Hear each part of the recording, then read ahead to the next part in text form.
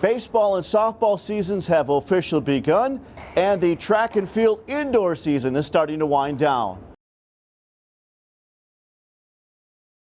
The baseball team opened its season at US Bank Stadium on Tuesday with a 7-inning doubleheader against St. John's. In Game 1, the two teams stayed deadlocked at 0 until the Johnnies scored 5 runs in the 5th. And by the 6th inning, St. John's had built an 8-0 lead. In the top of the 7th, Nick Shea got the Jackets on the board with a sacrifice fly to left, which allowed Gunnar Johnson to score.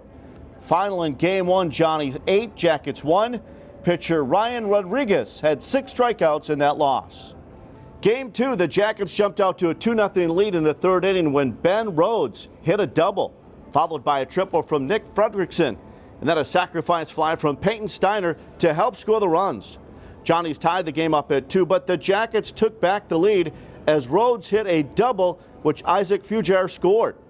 Once again, St. John's tied things up. Superior would add another run, though, after Fredrickson singled in the bottom of the 6th. In the final frame of play, the Johnnies added 3 runs to get the win 6-4. The team heads back to US Bank Stadium to play a doubleheader with Central.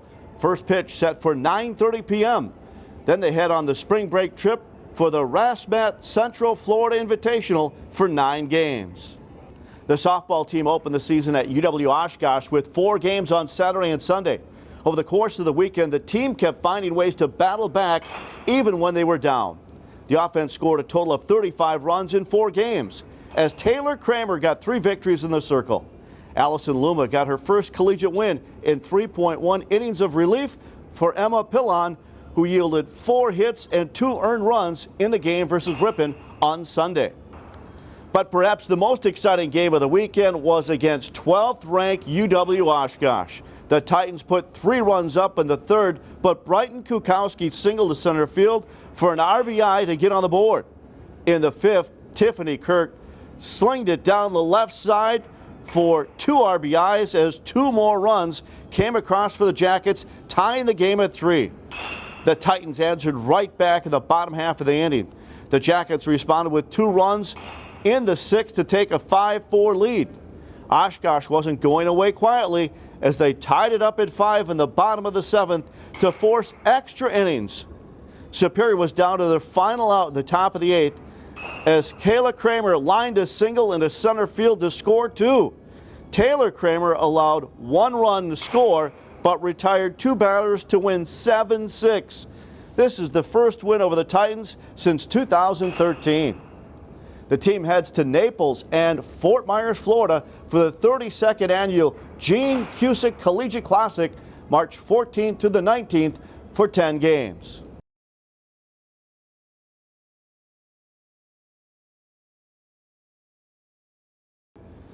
Just a few athletes competed in the Ripon final qualifier in Ripon on Saturday.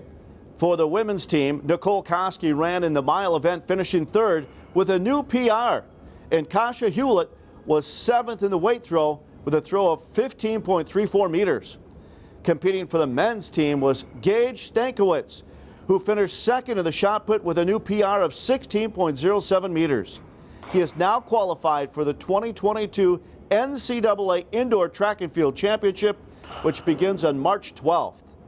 Derek Moe ran to finish 2nd in a 3,000-meter run.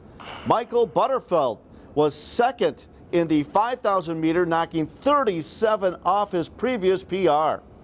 Tyler Finger also had a PR in the mile run, finishing in 3rd.